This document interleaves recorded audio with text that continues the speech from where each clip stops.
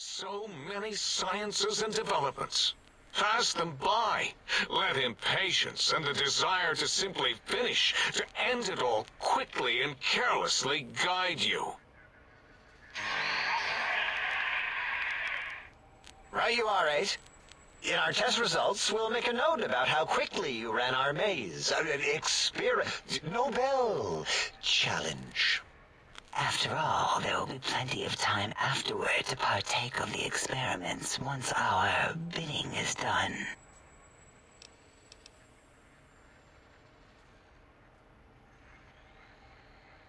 Ah, that is correct. You must walk upon your many penised feet, much slower than our advanced hovering robotical frames. The little teddy bear could always run right into the pylon perimeter on its thick, turgid feet, returning it to us quickly and directly. The radar fence that surrounds the big mountain crater will protect you from straying beyond the facility. The mighty radar fence protects us all. Get too close to the blinking posts, and the proximity warning shall be your warning. You are too close. If you get near it, your vision will blur as the electrodes in your head shut off one by one. Click, click, click. Possible memory loss will occur, along with long-term nerve degradation. It is tied to not having a brain attached to your nervous system, but the nerve degradation is nothing to worry about. Such degradation would take many lifespans to become evident, and all biology dies. Such tiny inconveniences are less than the greater convenience and conveyance.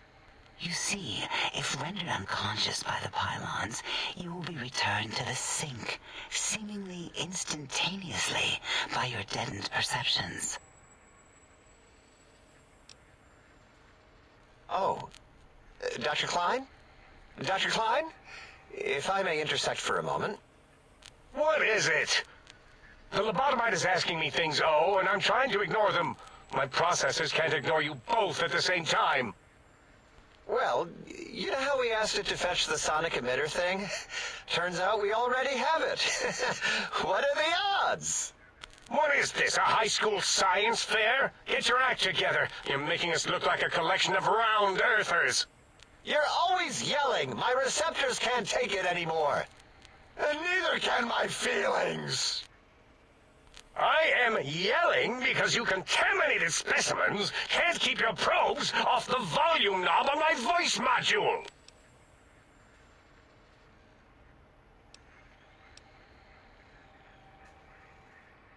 It is truly the end of all intelligence when the lobotomite speaks more wisdom than you geniuses. So, if we have the sound wave, sonic projecto thing gun, then what in Heisenberg's name do we need from X8? Anyone? I believe we need a new frequency embedded into the gun. It was designed to broadcast many sounds once charged. We just don't know the frequency.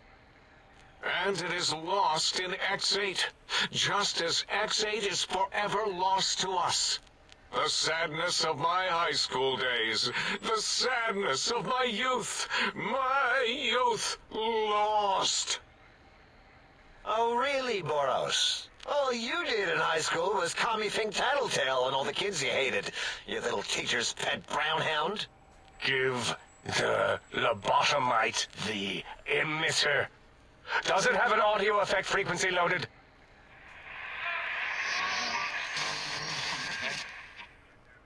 Oh, I don't think so. Wait. What is he doing? I think he's sonjaculating into the gun, getting it warmed up.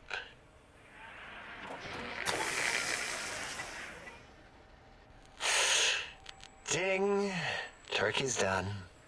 You give it to the lobotomite. I'm not touching that thing. Oh, I don't think so. I'll do it if you two are going to be ashamed of your own technological needs. Let me give it a little sonic sterilization first. Ooh.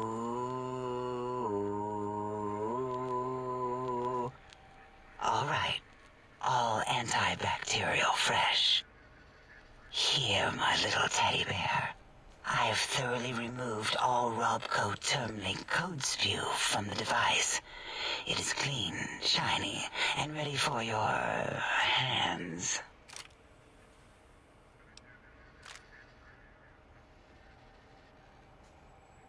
What did it say? Spit lead? What, like pencils? Oh, I think it wants a combustion pistol. A gun? Are you mad? We can't give it a gun. Guns kill. Leave big open holes in you that are like sores, but worse. Dr. 8 is correct. We already have given the teddy bear a lethal sonic death ray, filled with his sonic ejaculate and sterilized by my soft oohing. Giving the teddy bear a gun would be the equivalent of following a glass of hemlock with an Abraxo chaser. Delicious and redundantly deadly. If you're going to bring the Socratic method into it, fine. Give the Loboto bear a combustion gun. Burroughs, don't you have something like that? Are you mad? We can't give it a gun. Guns... Wait, I said that already. Yes, I have the Cyberdog gun, with the little floppy metal ears and the curious nose sensor. Here. Fine. Done. That gun makes me uncomfortable anyway. Always worried it's going to hump my chassis. Anything else, lobotomite?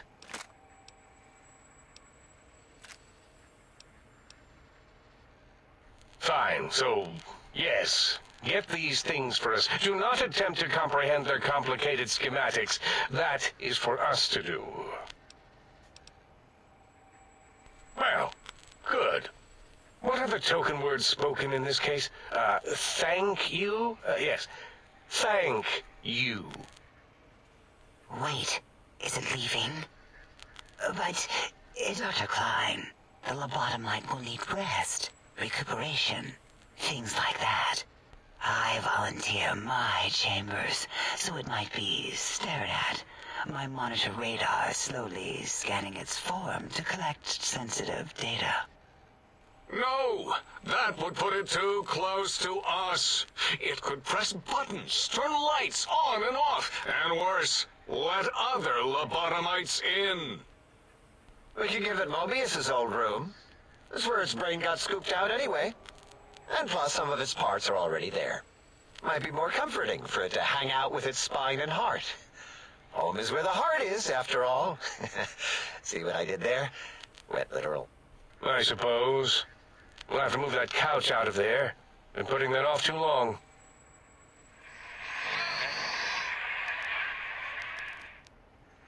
H says, let the lobotomite take the Sync Central Intelligence personality chip and reinstall it. That stuffy Mobius program Butler can walk the lobotomite, feed it, barter with it for us. It would also prevent it from going to Higgs Village and taking up residence there with my teddy bears. And it would be nice to have it so close. Your logic, combined with my desire to keep the think tank lobotomite free, has swayed me. Here, I present the Sync Central Intelligence. Lobotomite, take this chip to the sink, plug it in, and make sure the chip is clean, or it could skip. Then make whatever crude biologic demands you need of the sink. It will cater to most of your hormonal whims.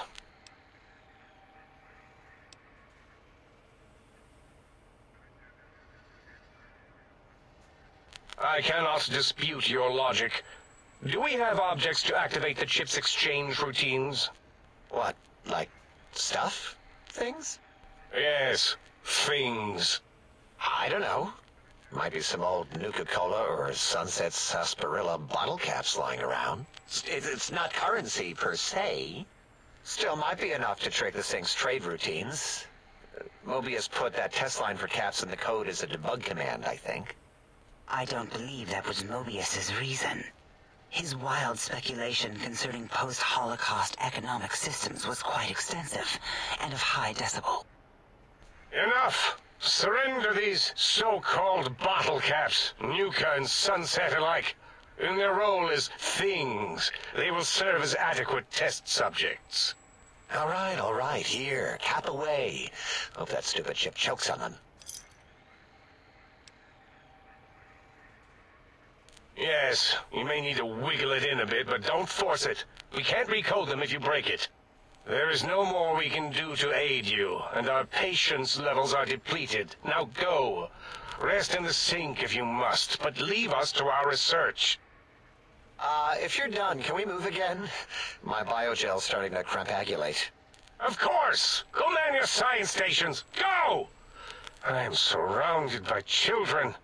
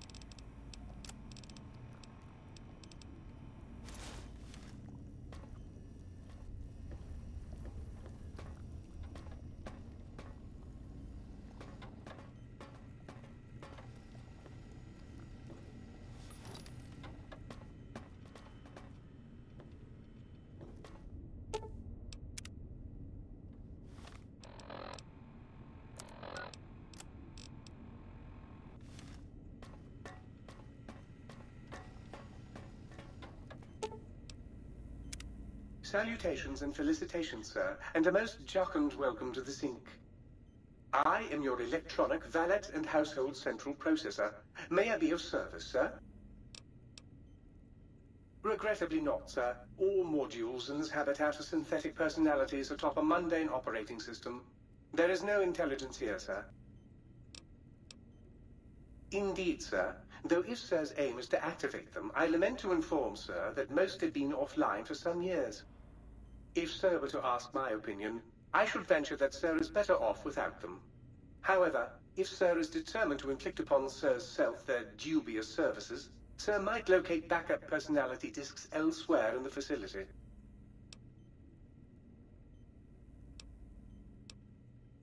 The other modules are rather erratic, sir. Their personality matrices are built on flawed logic and have not weathered the years well, sir. Tragically, the core operating systems are also located on the personality tapes, sir. Once the tape is installed, Sir may request I switch their dialectic interfaces off, and I shall oblige with great delectation. However, Sir will still be required to locate and install a backup holotape to access their functionality. As I am given to understand, sir, he crafted the personality modules as part of a collection of experiments on the subject of machine-human interface.